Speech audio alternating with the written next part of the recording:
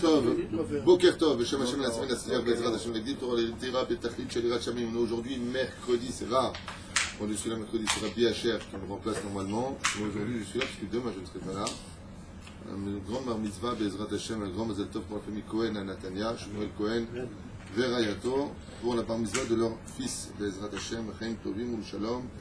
Ce shiur sera comme tous les autres pendant cette année dédié pour l'élévation de l'âme de Claudine Chaim Shabbat Henriette Fouka, Aléa, Shalom Srutat Egan Alen, Valkol Israël, Vechen pour l'élévation de l'âme de Félix Ben Esther, Alav Shalom, la foi Shema de tous les malades d'Israël ou Bichlalam, la foi Shema Refet Anefesh pour Asher Jami, Moratmi Akdosha Bateora, pour, comment il s'appelle Taleb Batefrat Miriam Aikara, Vemiod.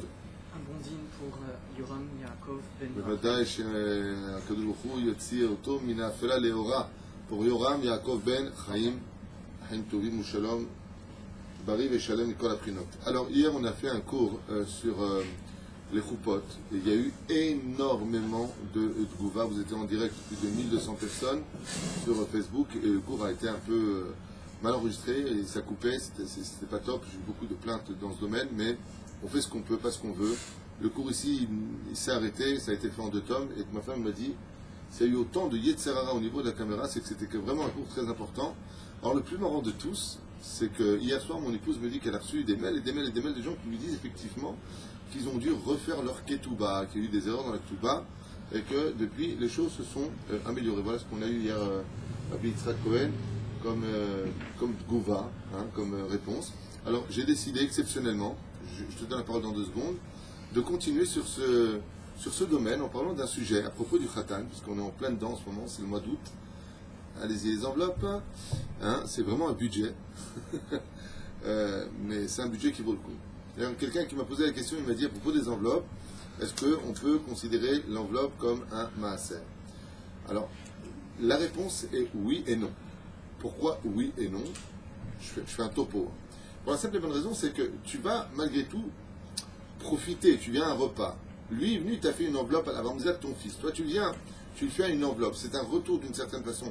Ah, c'est que ça te cachait, je te mets de caspé maaser pour ce genre de choses. Aval. Si la personne, par exemple, va donner 400 shekels, la marchoum, vodabriot. Tu viens avec ta femme, tu donnes pas 400 shekels, mais c'est dur de donner 400 shekels. Plus, à part ça, tu donnes les maaser. Dans ce cas-là, ce qu'il peut faire lui au niveau de son esprit, c'est dire, moi je donne ma taille dans l'enveloppe et je prends ma taille shekel de maaser. Mon cadeau à moi c'est 200, mais je prends 200 shekels pour la zakat achatan bakala pour les aider à payer le mariage. Et ça, ce compte-là, il n'a pas besoin de lui dire à l'autre. Tu vas pas sur l'enveloppe marquer, bon alors moi je te donne 200 plus 200 de maaser. Ça ne regarde pas le khatan et la kala. On peut jouer dans certains cas avec ça.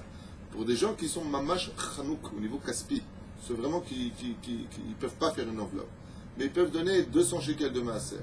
Dans ce cas-là, itnu mataim shkalim, et ils pourront le considérer comme du maaser. Et celui qui a les moyens, celui qui gagne sa vie, je ne vais pas dire un riche, gagne sa vie, il ne peut pas considérer dans l'absolu que ce qu'il donne comme enveloppe, c'est du maaser. Alors la moyenne, le patent entre toutes les déotes, c'est de donner par exemple 150 shekels de matana, et de rajouter, je dis n'importe quoi, c'est un prix memoutsé, encore 150 shekels en disant mes amis kaspé maaser en islam. C'est-à-dire, il y a Sachet qui me disait pourquoi, qu'il lui raconte que s'il était parti manger quelque part, il aurait payé au moins 75 shekels par personne. Allez, vaille. Et il aurait payé au moins 75 shekels parce que malgré tout, il sort un profit de cela. Et marloquette entre le Rav, on va dire Yosef, et le Rav Aaron Zakai, dans les 2 Shulchan Aruch, prenez de Chazon, on va dire, vous prenez le Baït Yehoudi, d'accord? Il dit par exemple, est-ce qu'on peut payer la synagogue quand tu prends une montée à la Torah? Est-ce que tu peux prendre ça du Kaspé Maaser? Une grosse marloquette. Oui, il y en a qui disent non, bah putain, arrête, à ta néné, misère. Alors le maaser, qu'est-ce qu'il fait le mec? Je veux m'acheter une paire de filines pour moi, Rabbenoutam, de mon maaser. Ah bah, maaser, c'est pour l'arzik. Et ta Torah, ça veut dire, si il y avait le Beth Amikdash, où il reste argent? Chez les Lévim, pas chez toi. Il va chez les Kohanim, à chaque Shavua. Il va pas chez toi dans la poche. Ah, c'est l'homme mystadère. Vous comprenez ce que je veux dire? C'est l'homme mystadère. Et la reine, les Kaspé Masrot, elles doivent servir pour autrui, pour soutenir les pauvres, les langues des Torah, ceux qui étudient la Torah, vous savez? Et la reine, il y en a qui disent que oui, malgré tout. Étant donné qu'il y en a qui disent que le maaser, c'est d'Oraïta. C'est d'Oraïta, c'est le Khumra. Il y en a qui disent que c'est des Rabbanan. Il y en a qui disent ni le Rabbanan, vélo, d'Oraïta. La reine, on peut, dans ce cas-là, ça dépendra en réalité de la poche de celui qui paye. Si la poche est vide et qu'il veut monter à la Torah parce que ça fait 30 jours qu'il n'est pas monté, il a le droit de dire Hamishim Shkalim et de prendre du maaser et de monter. Pourquoi? Parce que malgré tout, c'est un don pour l'Arzaka du Beth Midrash ou de la synagogue. Malgré tout, les Marzikati. Maintenant qu'il monte à la Torah, dans ce cas-là, je vous dis franchement, il est de l'obligation des Gabaïm, et c'est de leur compétence, de s'inquiéter à ce que tout le monde monte à la synagogue, qui paye ou pas, Mapitom, qui monte au Sefer Torah, comme on le fait dans ce Beth Knesset depuis toujours, où tous les Shabbats, ou même le lundi et jeudi, je demande, est-ce qu'une personne n'est pas montée depuis 30 jours à la Torah? Plus important que l'argent sur terre, il y a de s'inquiéter pour les âmes juives. Alors quoi, le pauvre, il ne peut pas monter à la Torah? Très bien. Alors, la vente des enchères est permise même pendant Shabbat, NBD et NBZDin Matan. Aval, il y a lieu de s'inquiéter, de faire monter tout le monde à la Torah au moins une fois tous les 30 jours. Et ça, c'est le devoir des Gabaïm qui ont la responsabilité et qui rendront des comptes quand ils partiront de ce monde sur le Tzibour. Il y a lieu de s'inquiéter et de bien vérifier à ce que tout le monde ait eu l'honneur et le privilège de monter à la Torah au moins une fois tous les 30 jours. C'est là? Zéro. L'argent n'achète pas tout. Alors nous, ce qu'on va étudier aujourd'hui à propos du Khatan, parce que j'ai vu vraiment que ça intéressait énormément de monde. J'en ai fait un petit truc hier comme ça à Tête Vav, j'ai pris à Tête Vav avec l'équipe. Alors je voudrais revenir un petit peu dessus. C'était très intéressant, d'accord? C'est est-ce que le Khatan jeûne la veille de son mariage? Voilà, c'est un minag nafutz. La majeure partie des gens le font. Enfin, je parle des traditionnalistes ou même religieux. Ils jeûnent la veille de leur mariage. Alors petit 1, la halakha du Rav. On est selon la chita du Rav Ovadia Yosef, d'accord? Minag Sfaradim et Edut Amizrach. Les Sfaradim et les Edut Amizrach. Marocains, Algériens, Tunisiens, Libyens, Syriens, Égyptiens, tous ceux qui suivent cette tendance. Le Seigneur En ahatan mitane beyom khatunato. Nous n'avons pas le minag de jeûner la veille de notre mariage. Il y a plus forte raison, des plus fortes raisons, qu'une grande faiblesse est abattue sur le monde. On est beaucoup moins fort qu'avant et beaucoup moins puissant qu'avant. On a besoin de plus d'heures de sommeil, on a besoin de plus de repos au niveau de l'esprit. On est beaucoup plus fragile qu'avant. Avant, avec peu, on faisait beaucoup. Aujourd'hui, avec beaucoup, on dit qu'on n'a rien. Regardez un peu la différence. Et pour ceux qui ont l'habitude de jeûner en Chutz La'aretz, où le minag de jeûner existe encore de façon assez connue, ils ont le droit de se comporter comme nous le faisons nous en Eretz Israël, où le Khatan ne jeûne pas la veille de son mariage.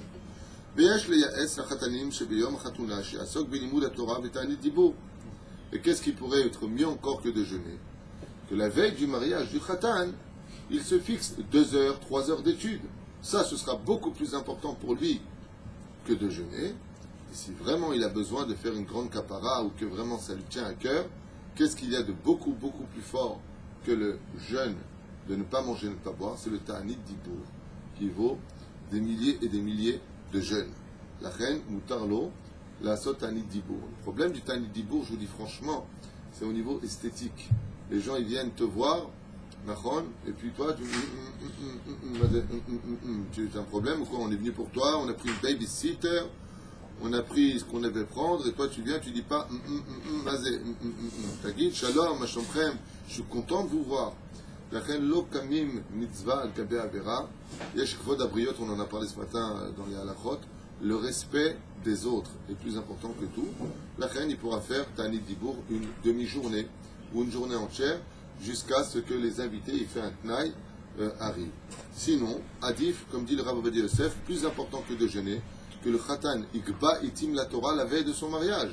Comme qui, Rabban Shimon ben Gamiel, le jour de son mariage, jusqu'à la dernière seconde, la choupa l'attendait, la kala était là, et qu'est-ce qu'il fait Rabban Shimon ben Gamiel?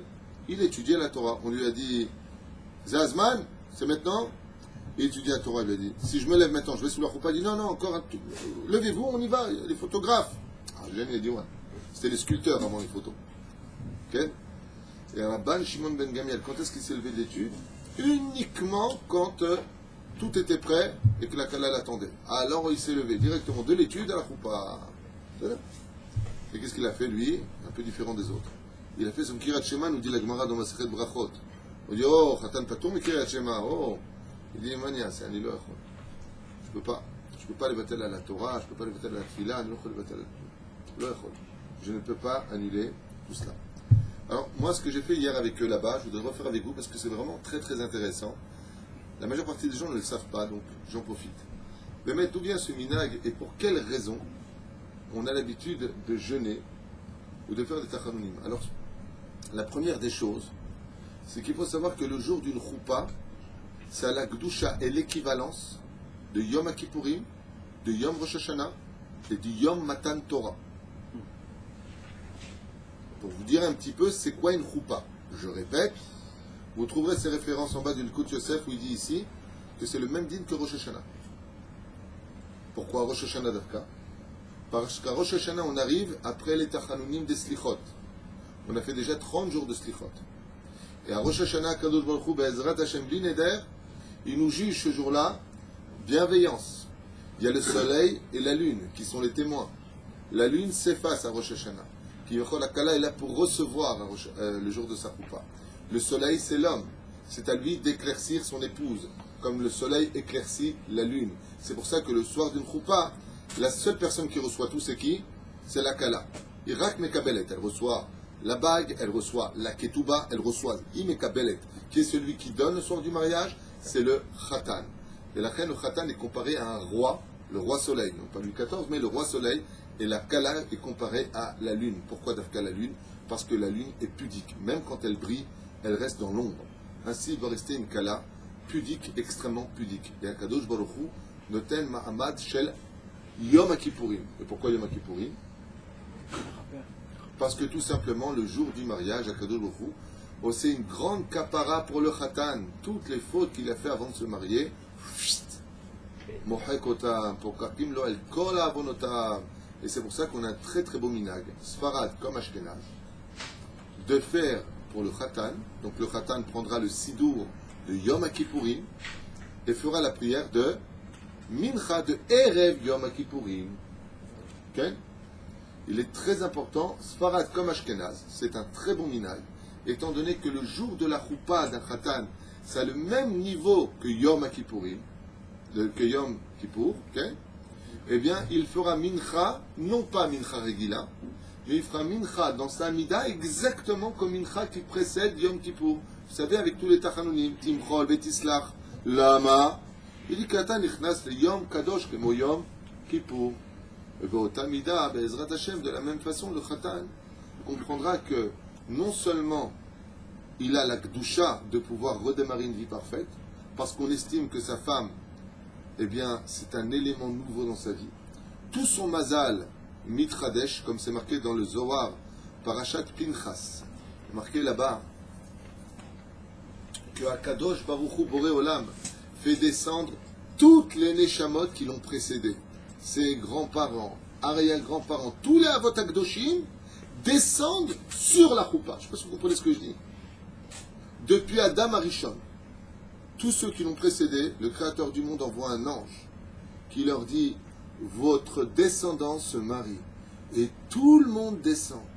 Et là, ici, le Rav va dire, le CF, il ramène ici « Mashuyotse minaklal ». Il dit en réalité des réalités qu'une des raisons pour lesquelles on pardonne toutes les fautes au Khatan et à la Kala ce jour-là, c'est pour ne pas faire honte à ces grands-grands-parents qui descendent. Parce que eux, ils viennent d'un monde tellement élevé que s'ils descendent et que Chazvé Shalom, ils voient les anges noirs danser autour du Khatan et de la Kala, ils peuvent mourir de honte. Et en l'honneur justement de ces aïeux qui descendent le jour de la Choupa. Souvent les gens, ils ont les boules, ils disent ouais, mon grand-père est décédé, je vais me marier, il ne sera pas mon mariage, c'est lui qui m'a élevé. Tu te trompes, il est là au mariage. Zohar Parashat Pinchas Meforash. Kulam Yordim Beyom Achoupa. Même vos parents, si Chazvé Shalom, ils sont décédés, ils sont présents pendant la Choupa. Vous n'échapperez pas. Et en l'honneur de ces niftarim, justement en l'honneur de ces absents au niveau du corps, mais présents au niveau de l'âme, c'est-à-dire eux-mêmes sont réellement présents, Akadosh Baruch Hu, il ne peut pas les faire descendre parce qu'ils descendent dans la joie. Et pourquoi ils descendent dans la joie? Parce que les Mekoubalim nous disent que tant qu'un homme a une descendance sur terre, il a encore ses pieds sur terre. Lui est en haut au niveau de l'esprit, mais tant que sa descendance continue à vivre sur terre, c'est comme si qu'il a une partie de lui qui est encore et encore et encore sur terre. Comme c'est marqué, et pour les tzadikim, l'alfé de route. Les alafim, c'est minimum 2000 générations qui viennent après, tant que tu as des enfants qui viennent sur terre, alors automatiquement, on ne dit pas les tachanounim, on ne dit pas, pardon, on pardonne au khatan et à la kala, et on ne dira pas les tachanounim pendant ces 7 jours de Mishté, là où il dira. Et pourquoi? Comme on l'a expliqué ce matin très brièvement, je viendrai pour ceux qui n'ont pas entendu, eh bien tout simplement parce que le khatan apporte la vie et répare la faute originelle. Chaque fois qu'un couple se dit oui, et qu'ils se promettent l'un à l'autre, ils reconstruisent une pierre du temple, à l'édifice du temple, et ils reconstituent la réparation de la faute originelle. Pour vous dire à quel point le mariage est important dans le judaïsme. Bema osek akadosh baruch hu amar Rabbi Yossi ben Chalafta mezaveg zivugim. Qu'est-ce qu'il fait Hachem? Il dit bat ploni le ben ploni, bat ploni le ben ploni. Combien la Géoula dépend du Shlom Bayit, comme c'est marqué dans la paracha de la semaine. Vous vous installerez sur votre terre dans la paix de vos ennemis. Beyasheftem la vetach. Et vous installerez dans le bitachon. La vetach, ça veut dire dans l'assurance. Si tu me dis que je vais vivre bien sur mon pays, que je n'aurai pas de problème, pourquoi tu me dis et tu vivras bien la vetach? Tu dis 2 fois la même chose. Non, pas du tout. Ils disent pas du tout. Que tu te reposes de tes ennemis, c'est une chose, mais il y a pire que ton ennemi. C'est dans ta famille. Oi va voy. Ce que peut te faire ton mari, ou ce que peut te faire ta femme, ou tes propres enfants, ou ton frère, ou ta belle-mère, ou ton beau-père. Des fois, ça peut être pire que tes ennemis. On va lui dire, Kadosh Baruch Hu, si Be'ezrat Hashem, tu fais ce qu'il faut, tu n'auras, dans la paracha de la semaine, paracha de Réé, tu n'auras ni des problèmes avec la politique autour de toi, la politique religieuse, réellement parlant, autour de toi, et même dans ta propre famille, Hashem mettra Bezrat Hashem dans la douceur dans le cœur des hommes. Et c'est pour ça que quand on se marie, on reconstitue Bezrat Hashem un lien d'amour, Ahavat Rinam. On est prêt à tout donner à son épouse, on est prêt à tout donner à son mari, on s'aime. D'ailleurs, je donne un bon conseil aux khatanim. Quand tu viens pour marier un couple, souvent tu entends un disque qui démarre comme ça, et la femme, elle dit je remercie l'Éternel de m'avoir donné la chance de te rencontrer, et je te rendrai heureux. Ne perdez pas le disque. Ne perdez pas le disque. Remettez-le 10 ans plus tard. Aval Keikaron, Zé Adava, que Akadosh Baruch Hu Bezrat Hashem Soleach pardonne les fautes du Khatan et de la Kala. On dit que la Kala, et mettre la mytho, c'est le matzpoun de l'homme. Vous connaissez Pinocchio, Jiminy Cricket? C'est Jiminy Cricket, c'est la conscience. C'est celui qui vient rappeler à l'autre, c'est pas bien, c'est pas bon, c'est pas ceci, c'est pas cela. Tant qu'un homme n'est pas marié, il est livré à son propre Yetzer Hara. Il n'y a rien qui le retient. Ouais. Mais quand il est marié, ça change. Même s'il veut ça maintenant aller quelque part, sa femme elle lui dit t'es où, à quelle heure tu rentres? On le rassera. On le rassera. Parce que le petit il a besoin de toi. Il a les devoirs. Tu peux venir laver les enfants. Dis-moi à quelle heure je mets le souper. À quelle heure je fais ceci. Où tu étais. Avec qui t'as parlé. Avec qui tu étais au téléphone. Donc les chachamim ils disent que s'il a fauté avant, c'est parce qu'il n'était pas marié. Et s'il avait été marié, il aurait eu une conscience sur la tête. Et donc maintenant, on peut lui pardonner ses fautes. On estime qu'un homme, tant qu'il n'est pas marié, n'a pas assez d'armes en lui pour pouvoir, Be'ezrat Hashem, se protéger, pour pouvoir éviter les fautes. Et la reine, on peut lui pardonner tout cela. Il y a encore beaucoup d'autres raisons qu'on va essayer d'énumérer. Quoi qu'il advienne, Madoua. Pourquoi le jeûne, en général, אומר לנו טעם הראשון, הנה מנהג זה של תענית חתן ביום חתונתו יסודו מהררי הקודש ונאמרו בזה 7 תענית. Donc c'est un minhag qui date depuis déjà très longtemps, מהררי הקודש, où il dit comme ça, תענית, ישתכר, il dit comme ça tout simplement, comme je racontais hier l'histoire Vous avez entendu parler de ce juif qui est parti, il vit à Los Angeles, et il est parti à Las Vegas, le show. Quand vous entendez un juif qui va au show, à Las Vegas, c'est du tménik. Quand je vais au show. Il fait chaud. C'est dans le Nevada, c'est un désert. Un désert rempli de démons et rempli de corps. Il y a beaucoup de mafias qui ont fait beaucoup de dégâts là-bas, à Las Vegas.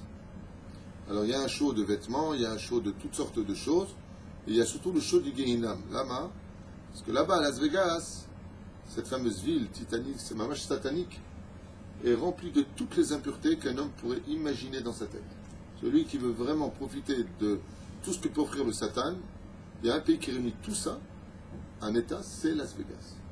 Les femmes les plus belles, les jeux les plus débiles, et surtout le contraire absolu de toute la Torah.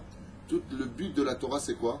Si je devais mettre le point sur un domaine, qu'est-ce que c'est toute la Torah? C'est arrêter le temps.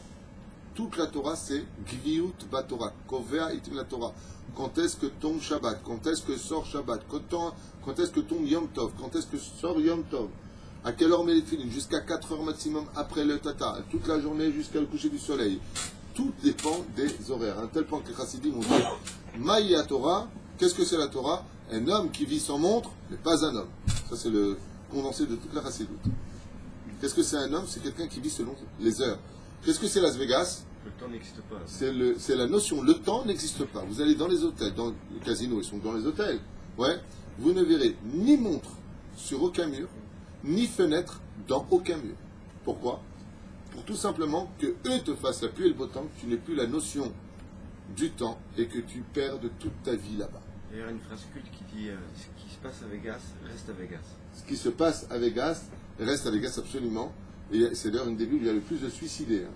Les gens se ruinent, ils font des hypothèques de leur maison, hypothèques de la belle-mère, ils hypothèquent tout le monde.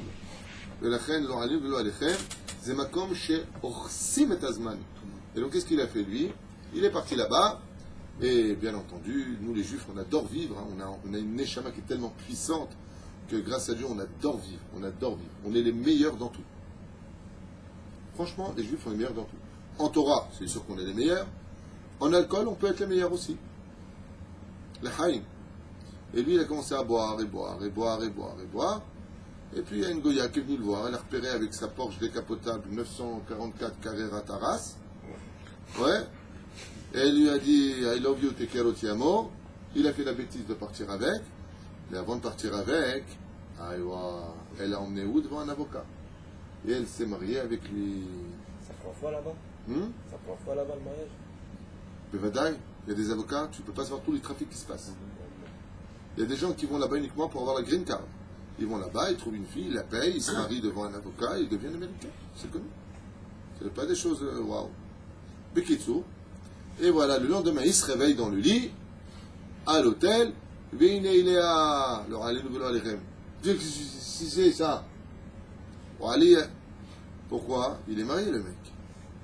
Et il regarde, elle lui dit ça va, chérie? Elle fait elle lui montre la bague. C'est ça. C'est toi qui l'as acheté hier. Elle lui montre la photo quand il l'a acheté. Et qui c'est qui t'a mis la bague? C'est toi. Elle lui montre la photo quand tu lui mets la bague. Elle lui montre la photo quand elle a bien une petite robe comme ça. Une vraie histoire. Le Kitsour, il a pris un avocat. Elle lui a dit Habibi, aux États-Unis, la loi, quand tu te maries avec quelqu'un, faut du poulet, on va s'arranger. Allez, $500 000, je te fais un prix et je te fais pas de problème. Je suppose que tu es marié à Los Angeles. Il lui a dit ouais, j'ai 4 enfants. Il dit ben justement, tu veux pas de scandale? Non, je veux pas de scandale. Faut que tu payes, Qu'est-ce qu'il a fait lui? Il a pris son avocat et il a prouvé qu'il était mishtaker. Ça veut dire quoi? Shikor.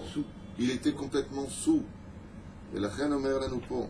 Mawata'am, pour quelle raison les khatanim jeunes, surtout, exactement, pour qu'ils soient beda'ato, barour berosho, shumitraten imkalato. Alors, premier temps, il dit ici le Rabbi Yitzhak Yosef, parce qu'on a peur, parce qu'effectivement, et on en a parlé hier, qu'est-ce qu'on fait? Quel est le minago?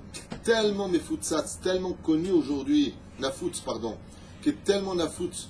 Qu'est-ce que font les khatanim avant le mariage? Ils enterrent la vie de garçon. Ouais. Et qu'est-ce qu'ils font? Eh bien, ils boivent. Et ils boivent. Et ils boivent. Et quand ils arrivent au mariage, les deux témoins viennent bien voir qu'il couvre bien la fille dont il veut être le mari. Vous vous rappelez, les témoins ont l'obligation de voir le khatan couvrir son épouse. Ouais. Pourquoi? Pour pas qu'ils disent après Mikartaout, ah, je me suis trompé.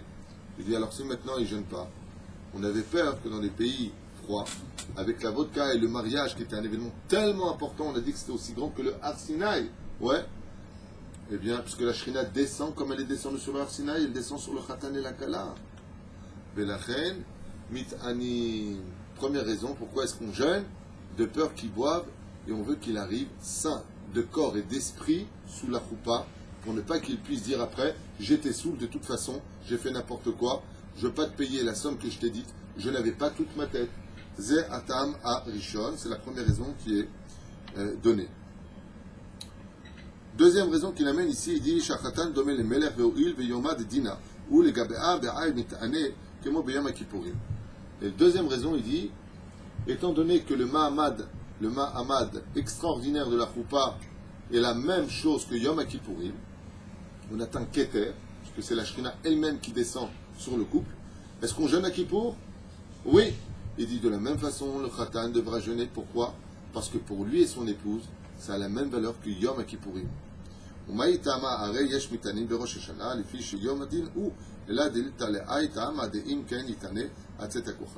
Et donc il dit dans ce cas-là, il devra jeûner jusqu'à la sortie des étoiles. Oh.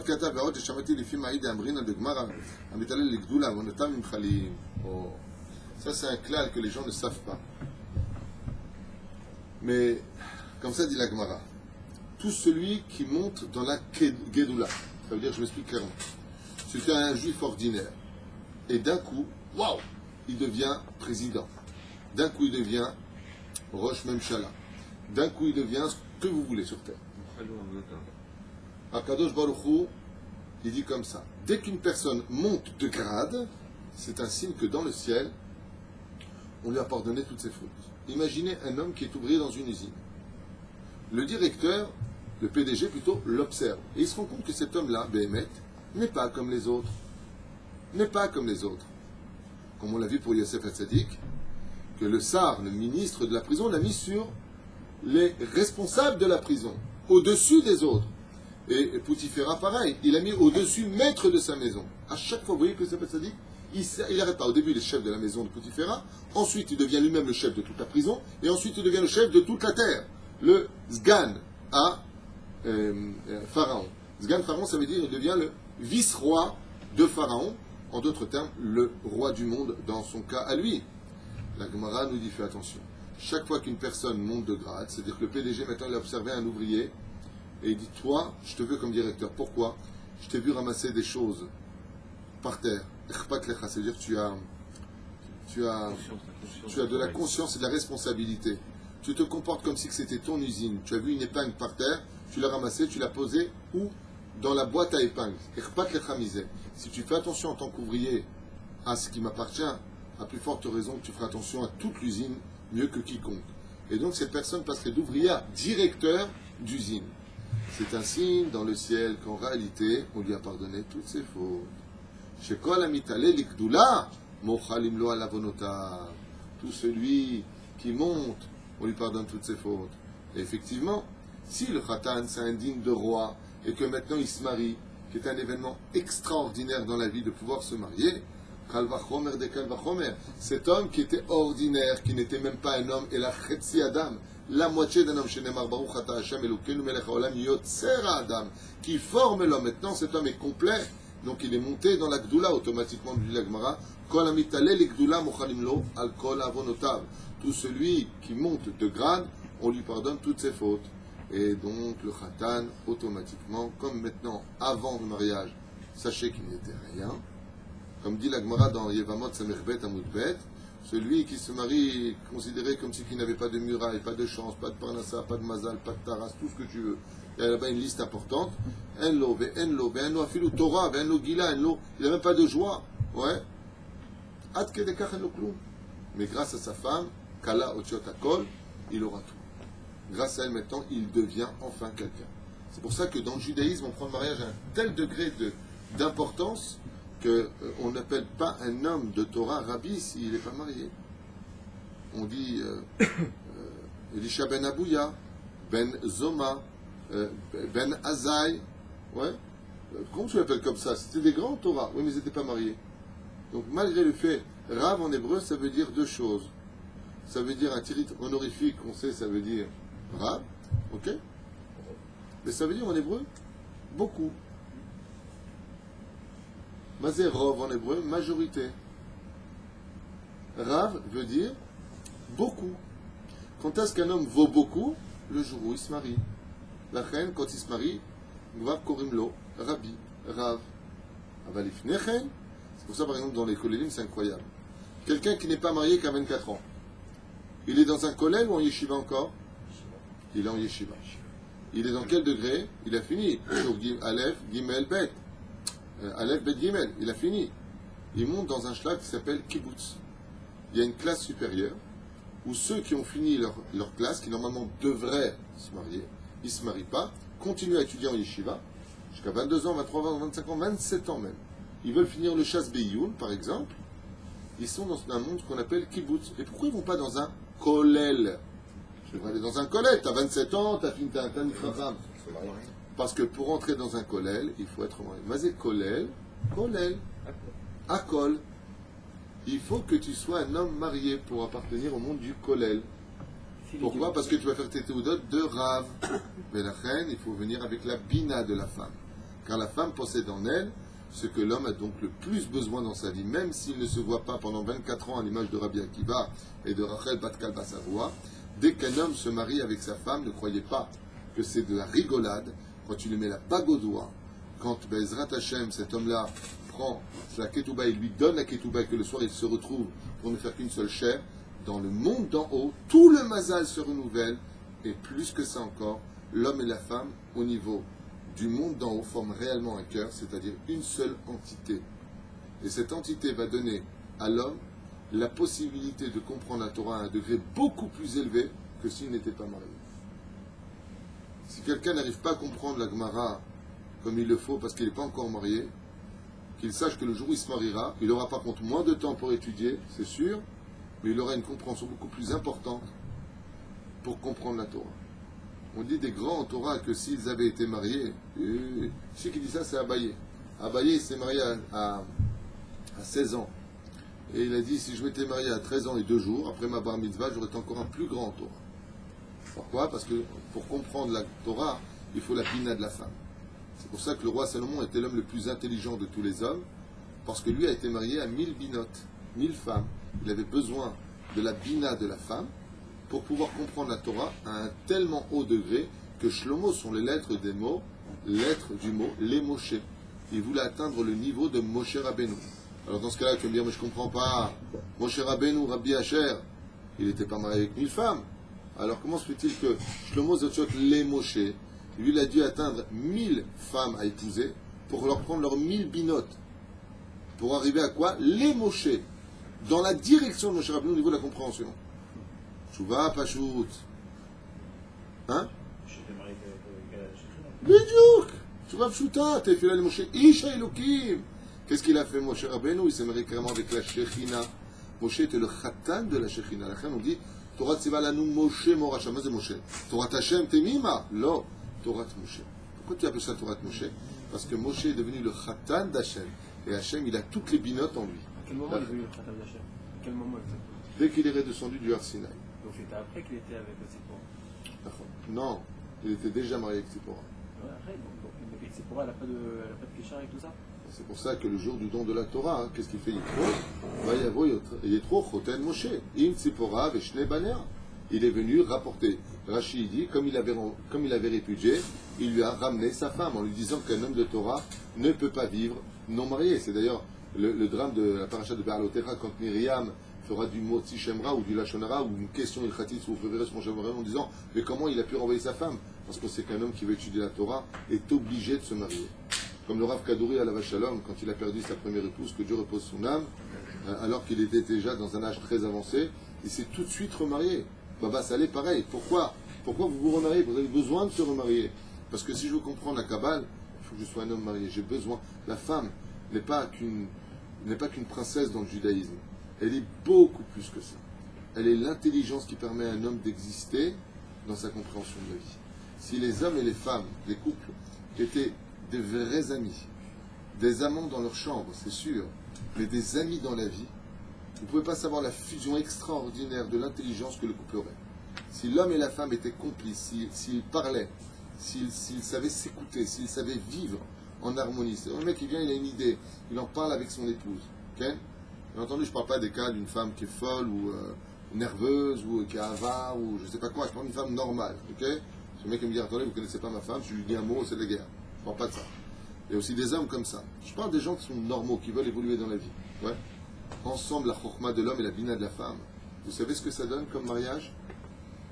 Le date, la connaissance. Tout simplement. Dans la Kabbale, quand la chokhma se marie avec la bina, elles se rencontrent dans la terre, ils vont engendrer le date. Ça veut dire la connaissance. La femme est capable de voir des choses que l'homme n'est pas capable de voir. Et l'homme est capable de créer des choses que la femme n'est pas capable de concevoir. Ensemble, celui qui crée l'idée et celle qui va analyser l'idée donneront la connaissance de ce qu'il faut faire. Et ça, c'est quand on a un couple génial. C'est quand l'homme et la femme sont des amis. Mais malheureusement, c'est pas ce qu'on fait. On fait de nos femmes des cuisinières, on fait de nos femmes du shlaf-bet, et les conseils, patati patata. Adam Bezrat Hashem, moi, chaque fois qu'on vient me voir pour un conseil, je pose toujours la même question. Qu'est-ce que ta femme en dit? Ma femme, je sais rien ce qu'elle dit, je m'en fous. T'as out. Parce que si tu veux réussir dans la vie, prends toujours la bénédiction de ta femme. Prends toujours la barakha de ta femme. Tu ouvres une boutique, la première personne qui doit venir te bénir, c'est ta femme. Quand une femme bénit son mari, malheureusement, les gens ne le savent pas, ils font tous la même bêtise. Ils se fâchent. La femme sous un effet de colère terrible. Tu mérites même pas ton argent. Tu verras, tu vas tout perdre. Attends, il perd en colère, parce qu'elle n'a pas eu ce qu'elle voulait. Et voilà qu'un an passe, et le mari perd tout. Elle dit, qu'est-ce qu'on va faire? Mince, je comprends pas, on n'a plus de mazal, on va aller boire un rave. C'est ta sale bouche qui a fait ça, madame. Ouais, mais j'étais énervé, voilà, tu payes. Ouais, mais c'est pas juste, alors quoi, je peux pas m'énerver? Réponse de Dieu, c'est très simple, ma fille. Non. Si tu l'avais béni, il serait riche. Voilà où est la différence. Le couteau, il a double tranchant. Ça veut dire que quand une femme bénit son mari, il lui dit Hachem, j'y mets la bracha. Ben, quand tu me maudis, j'y mets la malédiction. Et faites très attention, mesdames, vous n'êtes pas stam des êtres humains standard. Chaque fille juive d'Israël, c'est une bombe atomique. Sa bouche équivaut à de l'or. Faites attention à vos nerfs, faites attention à votre façon de parler. J'ai entendu encore une histoire de quelqu'un qui a gagné de l'oseille. Sa femme lui a demandé quelque chose. Il a dit, écoute, on vient à gagner de l'argent, on ne va pas dépenser tout de suite de l'argent. Ah oui, c'est comme ça. Eh ben, tu vas tout perdre, ton argent. Eh ben, il a tout perdu, mec. Quand je vous dis tout, c'est tout. C'est-à-dire, avant de gagner cette oseille, il avait plus d'oseille. Maintenant, il n'a plus rien. Ni ce qu'il avait, ni ce qu'il a. Pourquoi? À cause de la bouche. L'homme inastam qu'on embrasse, la bouche quand on sait. Parce que la bouche est le symbole de la réussite, comme le symbole de tous les malheurs. Haïm vemavet beyad al-shon. La reine à Khatan, fait attention, Ezrat Hashem, d'être courtois avec sa femme et d'éviter de la mettre en colère. Ah, j'ai deux questions. Deux questions. La première, c'est est-ce que aussi la femme est pardonnée de toutes ses fautes, oui, autant que l'homme, oui, quand elle se marie? Okay. Pour qu'Akim lo et kol avonotav, oui, on pardonne toutes les fautes. Maintenant, de quoi est-ce qu'on parle? Il y a une grande différence, et je vais vous dire pourquoi le mariage est si important, et même plus haut pour moi que Yom Kippourim. Et je vais vous dire pourquoi. D'accord? D'ailleurs, vous avez des similitudes. Quel est le seul soir où on met le talit la nuit? Yom Kippourim. Quel est le seul soir où on met le talit dans la vie? Le soir de sa choupa. Tu vois bien une similitude encore? Mais pourquoi ce que je dis, c'est une analyse de ma part, mais celui qui n'est pas d'accord, qu'il me le prouve. Pour moi, le soir d'une choupa, c'est encore plus grand que Yom Kippourim. Parce qu'à Kippour, on fait tchouva, be'ir'a. On fait tchouva dans la crainte.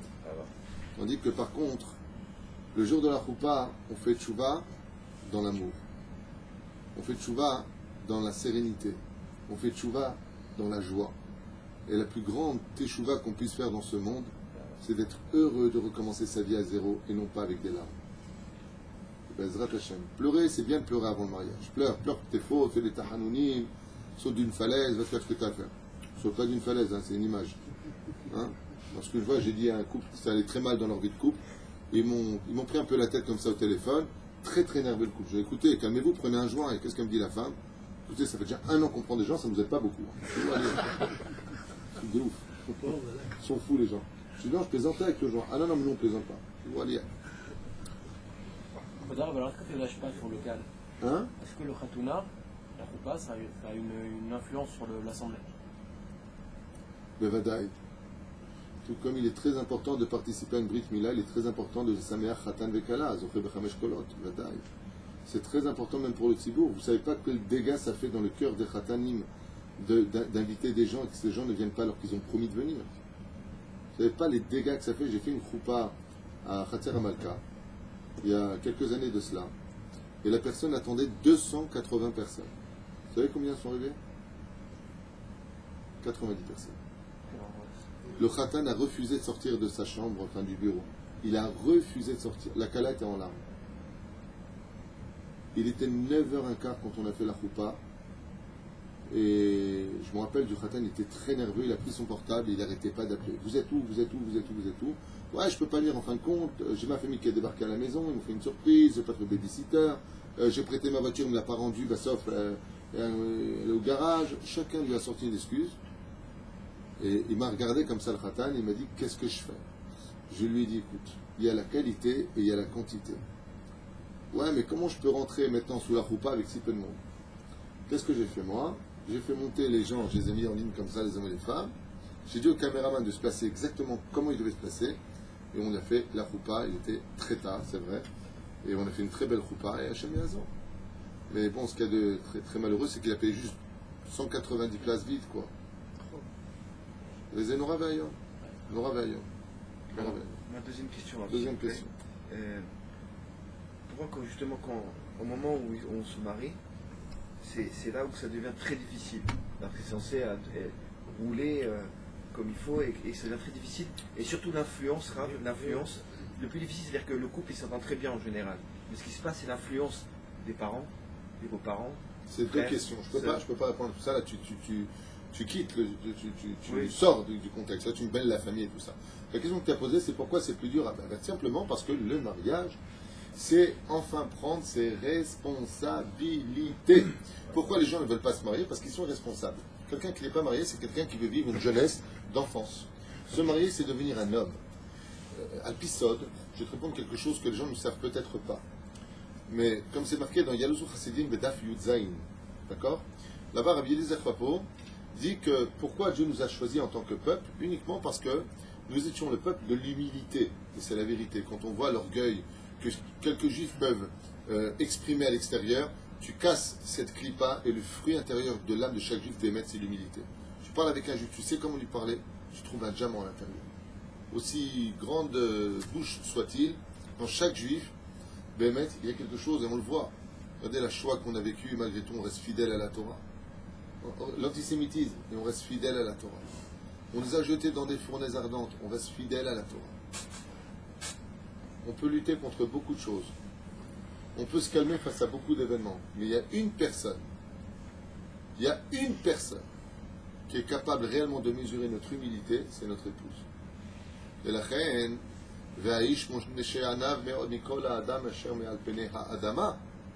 et l'homme Moshe est extrêmement humble. Ah, qu'est-ce qu'elle a dit Myriam? Et pourquoi mon frère n'est pas marié?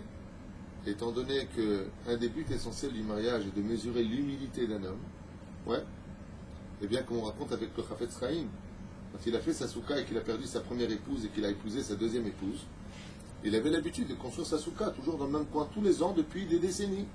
Et sa nouvelle épouse lui a dit « Pourquoi tu as fait la souka dans l'angle à droite du jardin ?» Il lui a répondu « Ah, elle n'est pas bien là ?» Il lui a pas dit « Dis-moi, de quoi tu te mêles? C'est la mitzvah de souka, c'est pour les hommes. Toi, en quoi ça te regarde? Je viens de t'épouser. C'est ta première année. Blata, c'est là. Ouais. Et je l'ai toujours fait là. Et mon ex-femme, elle aimait que j'affaisse ici. Puis c'est plus proche de la cuisine. » Pas du tout. C'est ce qu'il lui a dit. Chavetz Chaim, quand il... Pas les sous-codes d'aujourd'hui, tu montes en 2 secondes. Les sous-codes d'avant, c'était avec des clous, du bois. Oh, c'est du boulot. Chavetz Chaim, il a dit à sa femme, Ça te plaît pas là? Il lui a dit non, je trouve que ça aurait été mieux de l'autre côté du jardin. Qu'est-ce qu'il fait? Il prend son marteau et il enlève chaque clou. Et ça prend du temps, il a mal au dos. Et il remonte la souka dans le coin. Quand il a fini, il a appelé sa femme, sa nouvelle épouse. Et il lui a dit, et là, ça te plaît? Elle lui a dit, non, t'as raison, c'était mieux de l'autre côté. Bon, moi, j'aurais fini en coup de low kick, hein. Franchement, là. J'aurais donné un coup de... Ouais, j'avais le marteau dans les mains, je l'aurais planté, là, tu vois. Mais qu'est-ce qu'a fait le Chafetz Chaim? Il a fait un grand sourire. Il lui a dit, tu vois, maintenant, je vais pouvoir la monter là où j'avais l'habitude de la mettre. Il a redéfait sa souka, il l'a remis de l'autre côté. Regardez, je vous donne un petit exemple. Chafetz Chaim, à Vachalom. Rabbi Israël Miradin. On est en 2017. On est à Ashdod. Ouais. On est le 16 du mois d'août. Et on parle de lui. De quelle histoire on parle? De l'humilité et du respect qu'il avait pour sa femme. Côté de la vie. Qu'est-ce qu'on dira de nous? Qu'est-ce qu'on racontera sur nous? Alors un jour, il est descendu l'escalier, il a maudit sa femme, il a dit ta mère ne mettra plus jamais les pieds ici. C'est ce qu'on va raconter. Kriot Anna. Pas pigeon, hein. Pas confondre. Il ne faut pas être un pigeon. Une femme va être mariée à un homme. Un homme, c'est un homme. Et c'est quoi être un homme? C'est être un exemple.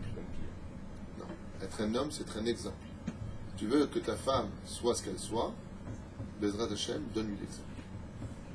Et si tu n'obtiens pas de résultat, c'est qu'elle te fait un grand ticket. Parce qu'il faut savoir qu'une femme qui est mauvaise, Bezrat Hashem, c'est une réparation pour la vie d'un homme. Celui qui est marié avec une mauvaise femme ne verra pas la face du Gehinam. Donc quelque part, au lieu de le vivre plus tard, il le paye sur terre. Pourquoi est-ce que la vie est plus dure quand on se marie, mon cher ami Yitzhak Cohen Ayakar? Tout simplement parce que la femme engendre la responsabilité. Comme c'est marqué, Ishtecha ke gefen poria berkete aretz. Vas-y, Ishtecha ke gefen poria. Eh bien, c'est très simple. La femme est comparée au kerem, c'est-à-dire à la vigne. Comment tu plantes un kerem? Tu fais un trou, tu mets une graine, tu remets la terre, et qu'est-ce qui pousse? Eh bien, une vigne pousse, et d'une graine que tu as plantée, elle est capable de te sortir des centaines et des centaines de raisins. Ainsi est la femme. Tu lui donnes une petite maison de rien du tout, elle t'aura en palais. Tu mets une plante, tu mets une graine à l'intérieur, ouais, tu donnes une goutte puante, et elle te donne la vie d'un enfant que tu aimeras plus que tout au monde. Tu lui donnes une casserole, et elle te fait des plats de rêve. La femme est capable de rendre les choses à un tel degré, d'une telle dimension, qu'elle responsabilise l'homme. Par exemple, tu as 2000 euros par mois, tu n'es pas marié. Tu vis cool. Tu as 4000 euros par mois, tu es marié, normalement, tu devrais vivre cool. Pas du tout. Parce que grâce à la femme, tu vas évoluer. Elle va vouloir qu'on achète une maison, elle va vouloir qu'on achète une plus grande voiture. Elle va te pousser à évoluer dans la vie. Elle va te pousser à aller étudier la Torah, par exemple, en te disant, bon ça tu l'as déjà dit, raconte-moi une histoire demain du Baal Shem Tov, ça va forcer à aller étudier le Baal Shem Tov. Tu comprends ce que je veux dire? La femme va donner des responsabilités. Pourquoi? Eh bien parce que les femmes sont beaucoup plus matures que les hommes. Voilà. Et donc comme elles n'ont pas ce côté... c'est rare de trouver des femmes jouer à 40 ans à la PlayStation jusqu'à 4 h du matin. C'est rare. D'accord? Quand elle passe à 4 h du matin, elle lui dit, mais je t'en prie, mais viens dormir. Je perds ton temps. Ouais, exactement, tu perds ton temps, c'est bête. D'accord? Donc j'ai souvent dit, et je le répète encore, plus grand qu'un diamant pour une femme, c'est quand elle ouvre la porte de chez elle et qu'elle voit son propre mari étudier la Torah avec ses enfants. Vous ne pouvez pas savoir à quel point à ce moment-là elle estime son mari. Demandez aux femmes, vous verrez. Quand elle rentre et qu'elle voit son fils étudier la Torah avec son mari, elle regarde son mari avec estime. Et pourquoi c'est si important? Parce que si on veut rendre une femme heureuse dans son foyer, il faut toujours maintenir la notion de l'estime. Ne croyez pas que c'est un acquis. Toujours faire attention à sa ligne physique, faire attention à son haleine, faire attention à sa façon d'être, faire attention à sa façon de parler. Parce que la femme n'existe que par rapport à l'homme, elle a été créée pour l'homme. Et quand un homme est grand, on sait que derrière un grand homme, il y a toujours une grande femme. La femme se lève par rapport à son mari qu'elle a fait grandir et ses enfants qu'elle a élevés. La reine, c'est pour ça que c'est si compliqué. On devient enfin un homme. Yotzera Adam, avant on était un gamin en 2 mois. On se comportait comme un gamin, même si on a 50 ans et qu'on n'est pas marié, on a encore une conduite de gamin. On court après des choses comme des gamins. Voilà. Donc il dit ici, et étant donné que c'est que Yom Kippour on jeûne, d'où le minag, Bezrat Hashem, de se marier. Vadar Achil. On voit Maseret Yevamot, Anose Isha, Mochanim Lo, Kol Avonotav, Samer Gimel, pardon, Vechen Amrou Yerushalmi, Perek, Gimel, de Bikurim. ועוד כתב, ועוד אמרתי בימי חכמי טעמה, ואמרו בגמרא דליקה כתובה, דלרמו בה תגרע. ואם כך נגזרה הגזרה, שתיפול לא פורענות, לפיכך מתענה לבטל פורענות. On dit ici, normalement, étant donné qu'il recommence sa vie à zéro, il devrait payer toutes ses fautes. Ah, le mariage est un renouvellement de la vie. Et les Chachamim nous disent, étant donné que maintenant tu vas passer à un autre stade de ta vie, d'où l'importance des Rechagav d'aller absolument au mikvé pour les Khatanim la veille de leur mariage. Impératif pour eux d'aller au mikvé. Et on retrouvera d'ailleurs ce minag quand hein? Quand le Zohar nous raconte comme ça, hein, ou le Midrash, je ne me rappelle plus, quand le dimanche est venu voir Hachem, il lui a dit, l'ange du dimanche, avec qui je me marie, il lui a dit avec le lundi. Le mardi, il lui a dit avec le mercredi. Le jeudi, il lui a dit avec le vendredi. Shabbat, il lui a dit, moi qui est mon khatan. Il lui a répondu, Israël sera ton khatan. Et qu'est-ce qu'on fait donc? On appelle le vendredi soir, Boi Kala, Shabbat, Malketa. Le peuple d'Israël est marié avec le Shabbat. Vous savez ce que c'est tromper sa femme? Trompe ta femme et tu verras ce que c'est. Tu comprendras c'est quoi des hurlements. De la même façon, sois Mehalel Shabbat et tu comprendras comment le Shabbat, Chazve Shalom, tout comme une femme peut en arriver à maudire son mari si elle le trompe. Le mari le trompe. Okay? Elle peut le maudire. Baba Saleh disait de la même façon le Shabbat, l'ange maudit le juif qui n'est pas Shomer Shabbat. Comme ça disait Baba Saleh. J'ai lu ça de mes propres yeux dans son livre. Baba Saleh, l'ange du Shabbat maudit. Mais Koulal, mais Kalel auto. Pourquoi? Un homme il voit sa femme embrasser son meilleur ami. Comment il réagit? Sa femme elle embrasse son meilleur ami. Comment vous allez réagir? Dariba, c'est inadmissible. Tu rentres, tu vois ta femme embrasser ton meilleur ami. Comment tu peux réagir? Calme, cool? C'est difficile. Bon, Yitzhak Cohen il dit c'est que difficile. Mais c'est beaucoup plus que difficile, c'est un choc émotionnel violent. Parce que ça veut dire quoi? Alors tout ce que tu m'as dit, ça voulait rien dire. Ça veut dire que quand quelqu'un dit toute la semaine qu'il aime Dieu, que la Torah est très chère à ses yeux et qu'il est Mechalel Shabbat, sans juger, j'explique. Vous savez? C'est comme si qu'il la trompe. Avec ça de caché. Bon, il y a des cas difficiles, je ne rentre pas dans les détails. Ouais, mais je travaille à Paris, j'ai pas de travail, j'ai pas de travail, j'ai pas de quoi manger. C'est les Charav, c'est les Minasafek. Shabbat, c'est Shabbat, il faut de l'aïmouna. Aval qui 40, c'est la même chose. Et qu'est-ce qu'on fait le vendredi? On va au mikvé. Pourquoi? Parce que chaque fois que tu te maries, Dieu il pardonne tes fautes. Étant donné que tous les Shabbats, on se remarie avec la Shrina, on est des Khatanim, Boikala. D'où l'importance de venir, chers amis, habillés comme un Khatan tous les vendredis à la synagogue. Arrêtez les jeans, et les chemises qui veulent rien dire, et les polos courts. C'est Shabbat, mais qu'est-ce qui vous arrive? Les gens viennent en basket. Le jour de ton mariage, montre-moi les photos, comment t'es venu. Vous savez ça? Shabbat, tu dois être habillé comme un khatan. Arrête, Omer Boikala. Le mec qui vient à la synagogue, c'est comme ça, petit polo, jeans troués qui ne veulent rien dire, parce qu'aujourd'hui on achète des trucs qui sont troués, et plus c'est déchiré, plus tu payes cher en plus, c'est ce qui paraît maintenant. C'est ce qui se jetait avant aujourd'hui, c'est ce qui coûte de l'argent. On ne sait plus. Tellement on est arrivé en bas de l'échelle qu'on ne sait plus quoi faire pour se déchirer les sous et les vêtements. La reine, comme le khatan, il monte maintenant sur la choupa, il est habillé comme un khatan. Ainsi donc, quand tu viens pour Bezrat Hashem Shabbat Kodesh, tu mets un beau costume, une belle cravate en l'honneur de la Shekhinah. Vous ne pouvez pas savoir le salaire qu'Hashem vous donnera pour ça. Et à part ça, c'est une halakha, que vous le sachez. Il faut avoir des habits, miyoradim, les Shabbat Kodesh. Non, je crois que c'est dans Tetzavir. Tetzavir racontait que les Kohanim, ils avaient. On a parlé de ça. Le pectoral, c'est un vêtement, donc ça rapporte. Les bouchons chez la Adam, Zou Kevodo. Dans Tetzavir, je crois. Vadaï. D'où l'importance, Bezrat Hashem, d'être habillé, l'irvod, à Kala. C'est là. Quand tu vas à un Shidduch, comment tu vas? Bon, aujourd'hui, il y a des gens qui vont au Shidduch en short avec les sandales et les champignons dans les orteils. C'est toi le Shidduch? Ouais, c'est moi, je m'appelle Robert. Ou André, peu importe le nom, quoi. Hein? Avant que tu viennes à Shidduch, on était galants, on venait habillés, Sgan Fine. On faisait un petit régime avant, 3 jours avant, on mangeait un peu moins. Aujourd'hui, le Portallah, le mec qui vient, on dirait pas sauver Willy ou comment il s'appelle, le dinosaure, le dragon, là, j'ai oublié son nom. Elliot. Le mec qui vient, il a le bite comme ça dehors, il dit ouais, c'est moi, ouais. C'est toi la fille que j'ai les chidours. Ah, ça le bite bayesh.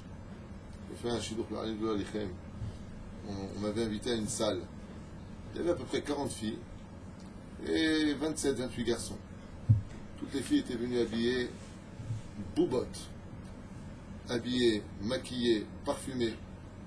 Les garçons sont venus, chez Mishmor Verham, il y en a, il a mis du travail, ils sont tellement L'autre, il est venu, il avait un beat qui sortait tellement que le t-shirt s'arrêtait à la moitié du nombril.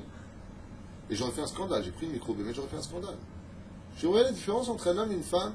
Elles sont venues pour créer un foyer. Vous êtes venus pour vous amuser. Ben non, pourquoi vous jugez? Je ne juge pas, je constate.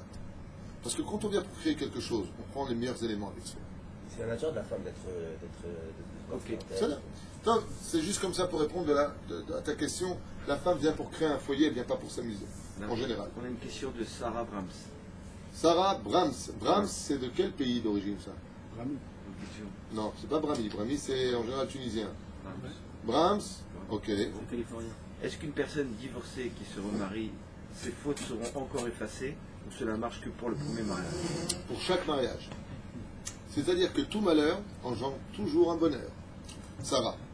Mais Alken, quand par exemple une femme annonce qu'elle est nida, ça démontre là par là qu'elle va ovuler et donc apporter la vie. Donc la mort engendre la vie. L'échec engendre la vie. La nuit annonce le matin. Toujours.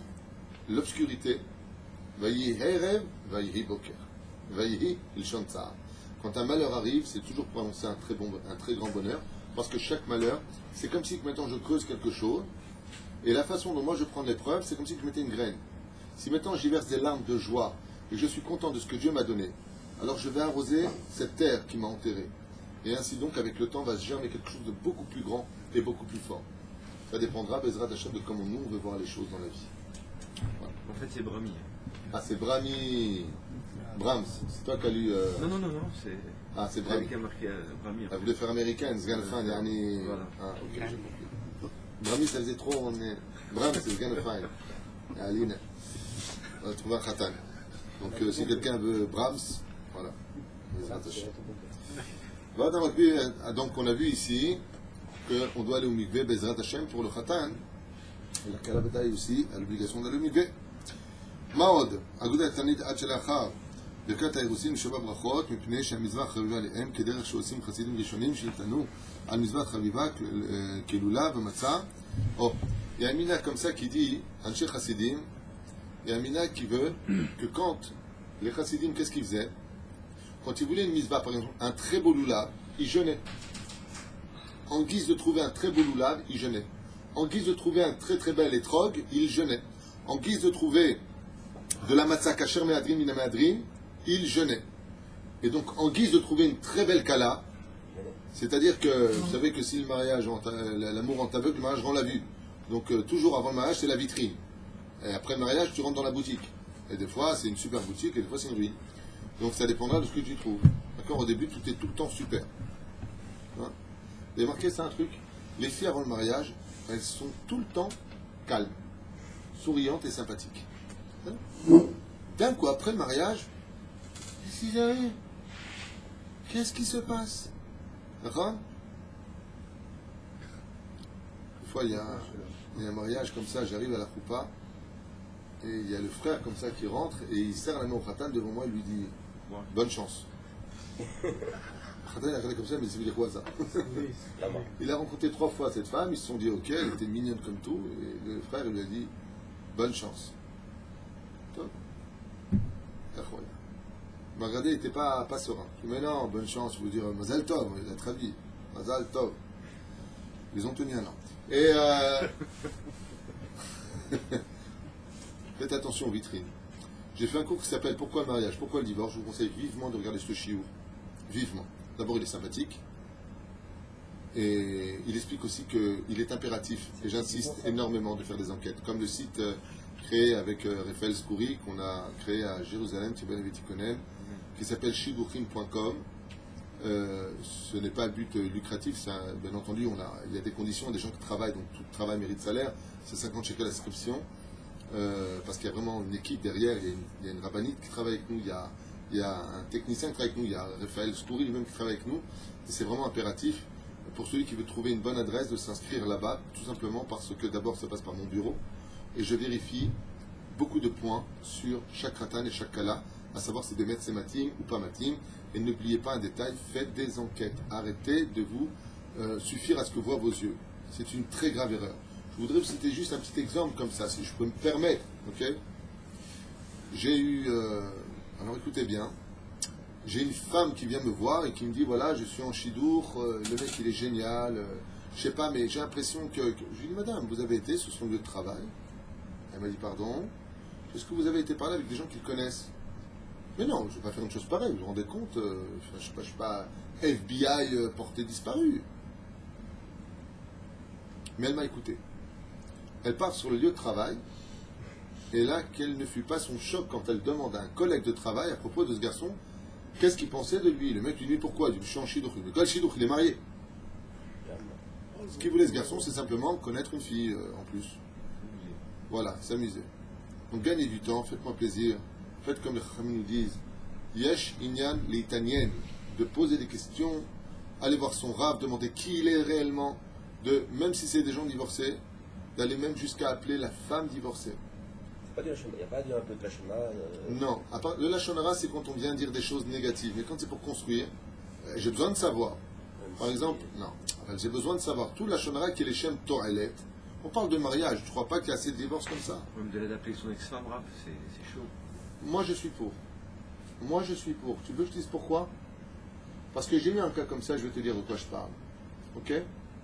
J'ai un mec qui est venu me voir, il veut absolument un chidour. Le mec, bombe atomique d'extérieur. Je sens qu'il y a un truc qui ne va pas. J'appelle son ex-épouse, et sa femme me dit Hashem Ishmor Verachem Ishtemera avec un pervers narcissique. Je dis, ah bon? Tov, c'est votre opinion. Donnez-moi 5 signes d'un pervers narcissique. Elle me les donne. Qu'est-ce que me dit la femme, par exemple, au téléphone? Vous voulez un exemple? Enceinte, il me laissait dormir par terre. Dougma. Lui dormir sur le lit, il m'a mis une paillasse par terre, il me dit, bah tu dormiras. C'est un des signes du pervers narcissique, ce sont des gens qui n'ont aucun cœur. Qui peuvent te mettre des poubelles en plein milieu du couloir si tu as du mal à passer. Ce sont des gens vraiment qui ont un très très... C'est un problème qui ne se soigne pas. Je suis en train d'écrire d'ailleurs un livre sur le Mazalot. Je parle beaucoup du pervers narcissique dans ce domaine. Ce n'est pas le sujet d'aujourd'hui. D'accord? Pour moi, apporter un pervers narcissique pour une choupa, c'est comme si tu apportes un démon à une femme. Pourquoi tu veux qu'elle souffre? Pourquoi tu t'es pas renseigné? Pourquoi tu es divorcé? Mon mari me battait. Tu n'as pas le droit de le savoir? Ça veut dire quoi vous battez, madame? Il me battait, je ne sais pas qui vous êtes, mais vous me posez la question, je ne veux pas le salir. Mais il ne faut pas l'énerver, je ne vous conseille pas, si vous êtes en chidouk avec lui, bonne chance, il ne faut pas l'énerver, c'est important de le savoir. Après, tu vas voir le mari, tu dis, ouais, j'ai besoin de savoir ça et ça et ça, j'ai fait mon enquête, et c'est important de savoir qui rentre dans ta vie, qui va être le père de tes enfants, non? Je ne comprends pas un truc, sincèrement, entre nous. Enlever le côté manicologie à 2 francs 6 sous, de faut être tout le temps sur des pincettes. Quand vous faites une affaire, vous ne vous renseignez pas. Vous achetez un diamant, vous ne voyez pas combien il y a de carats à l'intérieur. Vous ne regardez pas de quelle qualité, si c'est A, B, C, D, E, F. Mais une femme, c'est plus qu'un diamant. Et un homme, c'est plus qu'un diamant. Vous ne vous renseignez pas sur lui. Moi, quand j'ai fait chidouk avec ma femme, que Dieu la bénisse, elle a pu jusqu'aux États-Unis. Elle a appelé en France. Elle a fait appeler mon rave. Elle a fait appeler de la famille. Elle s'est renseignée sur moi sur tous les domaines. Et Bassoff, elle m'a dit on arrête. Elle m'a dit trop parfait, il y a un truc qui ne va pas. Le pire, c'est que c'est vrai. Non, Azma, lâche l'italienne, je te dis, viens, donne-moi 500 000 $, j'ai une super affaire à te proposer. Tu ne fais pas des renseignements, tu ne vas pas avoir la banque, tu ne vas pas regarder si on est coté à la bourse, non, tu ne fais pas. Tiens, 500 000 $, comme ça. Le mariage, c'est des milliards de dollars. Il faut se renseigner sur la personne. Dans le monde haridi, on demande une prise de sang, est-ce qu'elle peut avoir des enfants avant le mariage? Pourquoi galérer? Pourquoi se mettre dans des situations difficiles? Un homme est vine. Le Rav, quand ça le Rav m'a dit, mon Rav, avant de se marier avec sa femme, il demandait une prise de sang, est-ce qu'elle peut avoir des enfants ou pas? On ne se doit rien, on ne se connaît pas. Pourquoi je vais prendre des risques et je n'ai pas le temps d'aller à l'hôpital, faire des examens? Le Rotsed.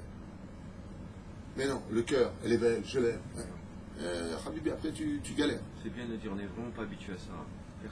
Mais parce que les gens prennent les choses à la rigolade et qu'aujourd'hui là-bas qui se met avec tellement d'émotion se retire avec tellement de facilité. C'est dommage. C'est dommage. Il faut savoir qui est la personne que tu épouses. Il faut savoir si elle n'a pas une maladie mentale. Moi, j'ai des cas qui m'appellent au téléphone. La femme me dit, écoutez, j'ai découvert que mon mari a fait 3 ans de traitement psychiatrique. Il me l'a jamais dit, qu'est-ce que je fais? Il prenait de la drogue. C'est pas une blague, c'est dans mon bureau que ça se passe. C'est mi cartaout. Comment un homme, il a pu cacher une chose pareille? Je dis maintenant, vous voyez les hashlachot, vous voyez les résultats? Pas les rattachés. C'est pas une question de Hashem. Je dis, madame, pourquoi vous ne vous êtes pas renseigné? Et qu'est-ce qu'elle me répond? C'est ce que je réponds souvent. Écoutez, je sais pas. Eh bien maintenant, il faut savoir. Renseignez-vous. Prenez le téléphone et dites, voilà, j'appelle, comme on fait dans les shidduchim, comme je le fais quand j'ai quelqu'un devant moi. Je me renseigne sur lui.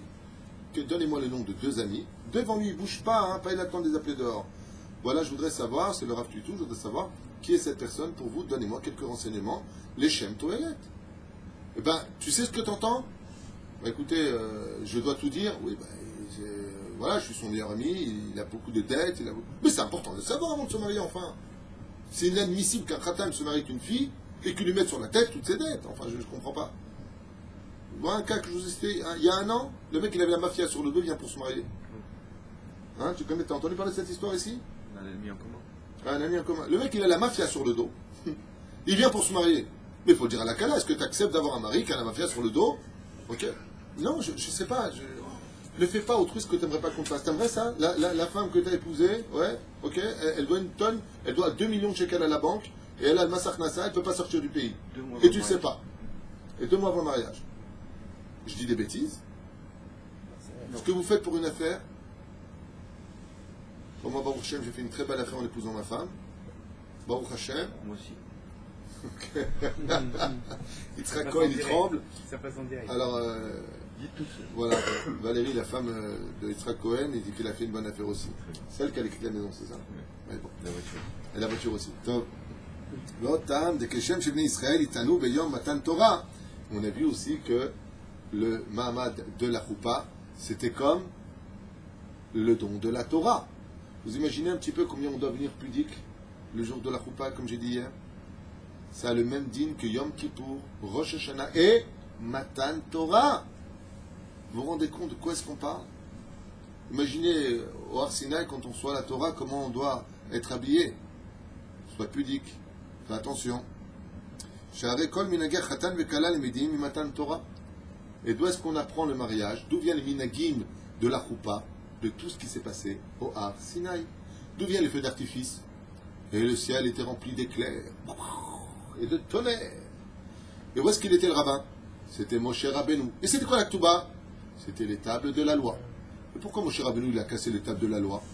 Eh bien, parce que si Chaz Shalom, le Khatan, découvre que sa femme, le jour de la Choupa, est avec un autre homme, oh, il va voir. Cette femme lui est maintenant interdite puisqu'il l'a vu de ses propres yeux. Rien, qu'est-ce qu'a fait Moshe Rabbeinu? Quand il est descendu avec la Ketouba, au lieu de la donner aux enfants d'Israël, il a déchiré la Ketouba. Et il faut les 3 conditions. Kesef, prenez l'or d'Égypte. Vous vous rappelez? C'est pas celui-là. Bizatayam. Quand est-ce que Dieu nous a donné, il nous a acheté, il nous a acquis avec l'argent? Quand il nous a fait venir à nos pieds tout l'or des Égyptiens. Ça, c'était la bague. Quand est-ce qu'Hachem nous a donné la Ketouba? C'est quand on a reçu les 10 commandements. Et quand est-ce qu'Hachem, Bezrat Hachem, nous a pris? Chez Neymar,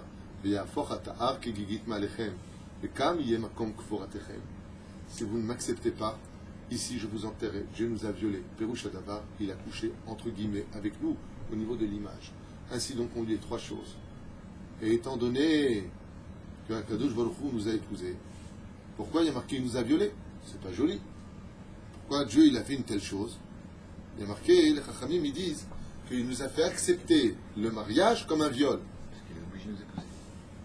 Et, c'est pas fini. Il y a une suite. C'est que celui qui viole une femme dans le judaïsme sera obligé de l'épouser et ne pourra plus jamais la répudier. Et la reine, le créateur du monde qui ne sait jamais faire de mal, ça veut dire quoi? Il nous a violés, il a renversé la montagne en disant si vous ne m'épousez pas maintenant, hein, si vous ne recevez pas ma Torah, je vous enterre ici. C'est du viol. C'est que fiadatit comme on dit en hébreu. Il dit mais non. Je suis en train de vous violer simplement pour te dire que je tiens tellement à toi que maintenant que j'ai entravé un de mes interdits de la Torah me force maintenant à t'épouser et de ne plus jamais te répudier. Et donc quoi que tu fasses, marque le cadre Rabbi Meir, Rabbi Yehuda, Banim Lachem Elokechem, vous êtes les enfants d'Hachem.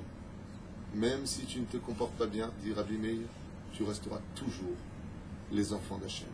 même si la femme ne se comporte pas bien, elle est nerveuse, elle répond mal à son mari, même si Dieu voulait, Chazvé Shalom, nous répudier, ne plus vouloir du peuple d'Israël, il ne peut pas. Et pourquoi il ne peut pas? Grâce au fait qu'il ait renversé cette montagne au-dessus de nous. Et la reine, le Khatan et la Kala, Bezrat Hashem, eh bien, la veille de leur mariage, ils ont l'habitude de jeûner, parce qu'avant de recevoir le don de la Torah, nous avons tout simplement jeûné.